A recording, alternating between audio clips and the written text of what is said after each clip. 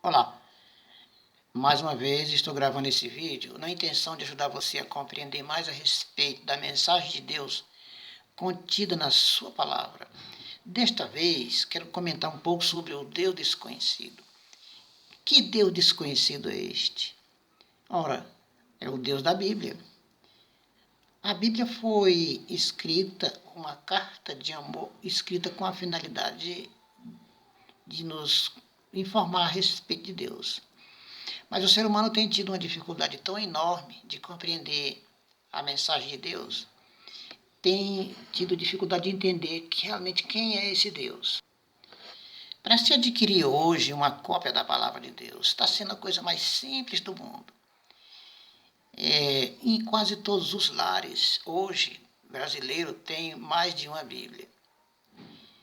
E as pessoas estudam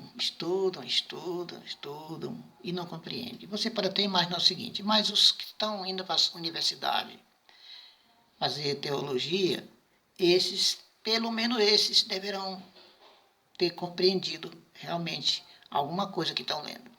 Mas confesso para você que a coisa é tão difícil, a dificuldade é tão grande, que até estes conseguem tirar conclusões erradas. E é isso que nós vamos falar agora. Vou começar fazendo uma pergunta.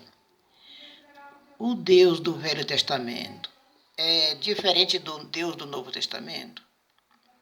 Porque as pessoas têm ensinado muito, com muita frequência, exaltado o amor de Jesus e a bondade dele, em contraposição ao Deus do Velho Testamento. O Deus do Velho Testamento é tido como um Deus cruel, carrasco, pronto para punir, condenar com morte aquele que transgredisse sua lei. Inclusive é dito também que esta lei estava acima das capacidades humanas. Era uma exigência absurda. E o Deus do Novo Testamento apresenta expondo, dizendo que o seu jugo é suave, o seu fardo é leve. Esta conclusão está correta? Quero dizer a você que esta conclusão está impregnada no meio das universidades, que ensina teologia. Agora, eu vou citar para você algumas referências do Velho Testamento para ver se bate com essas informações e com essa doutrina que existe hoje no meio dos cristãos.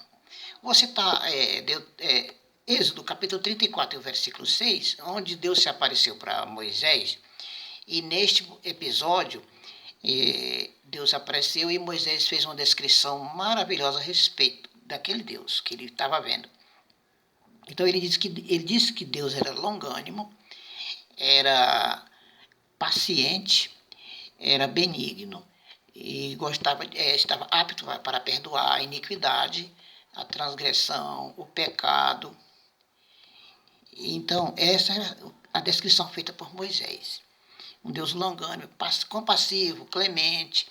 Agora, isso parece incrível com o que se comenta a respeito desse Deus hoje no meio dos próprios evangélicos.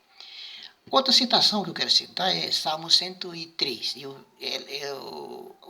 quase completo, o capítulo completo diz o seguinte: assim como um pai se compadece de um filho, assim o Senhor se compadece daqueles que o temem.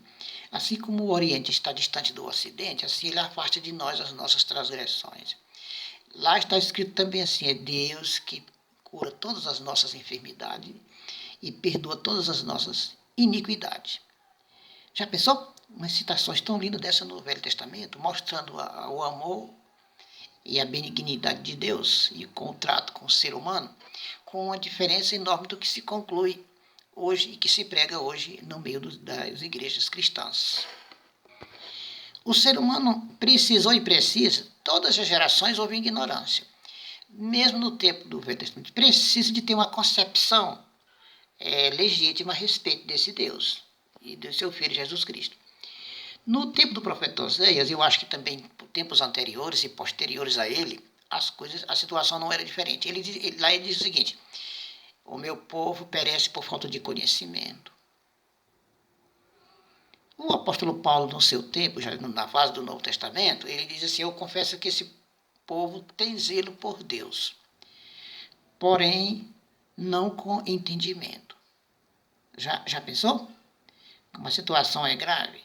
Ter zelo por Deus, porém sem o entendimento de quem é Deus, você termina passando informação errada para outra pessoa. E você termina também tendo conclusões erradas, e isso é grave para a vida espiritual do ser humano. Divulgar algo a respeito de Deus, dos quais ele não é aquilo que você imagina e que fala. Agora, a questão da punição com morte para o transgressor. Quais eram as motivações de ocorrer isso? São duas. A primeira motivação é que Deus tinha uma pátria e queria preservar os habitantes dessa pátria, o povo de Israel, de influências negativas. Então ele já deixou explícito que se as pessoas que estivessem morando dentro das fronteiras de Israel, dentro do território de Israel, eles tinham que andar em cima dos seus conselhos. Esse era o motivo, é ter uma pátria. Hoje Deus não tem pátria.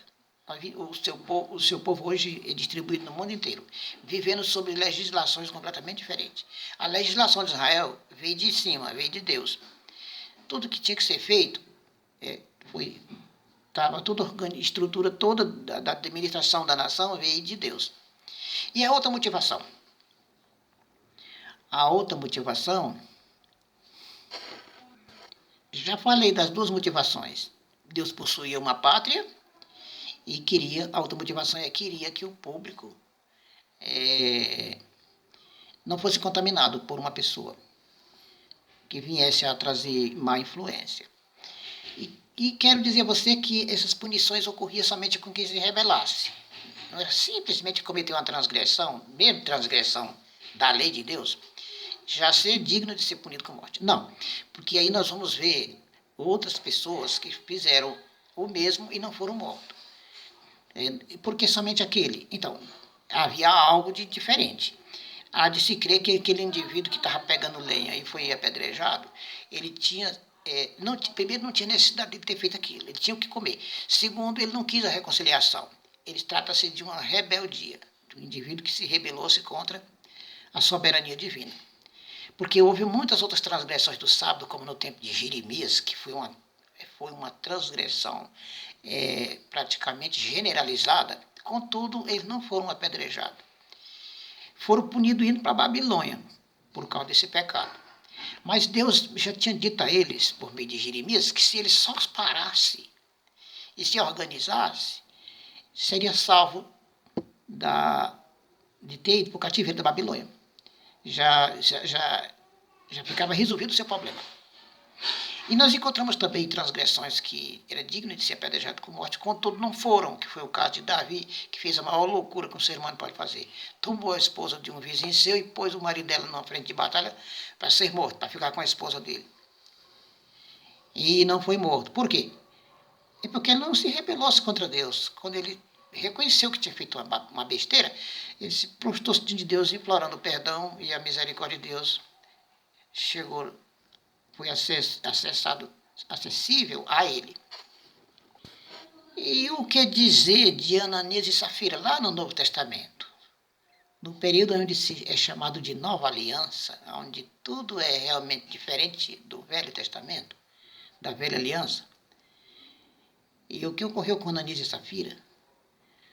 Foram mortos simplesmente porque mentiu. Será que Deus queria todo o dinheiro dele? Era isso que Deus estava interessado? Não.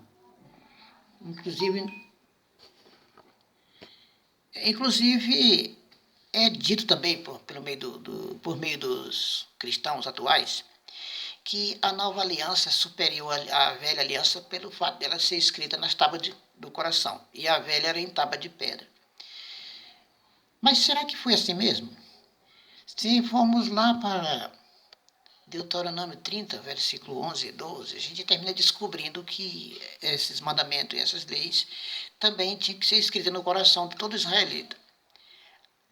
Está escrito isso lá, que alguém pudesse dizer, mas quem que subirá ao céu para nolo trazer para que compramos? Ou atravesse o oceano e traga E a resposta foi, esses mandamentos que hoje te ordeno estão bem perto de tu. E não são demasiadamente difíceis.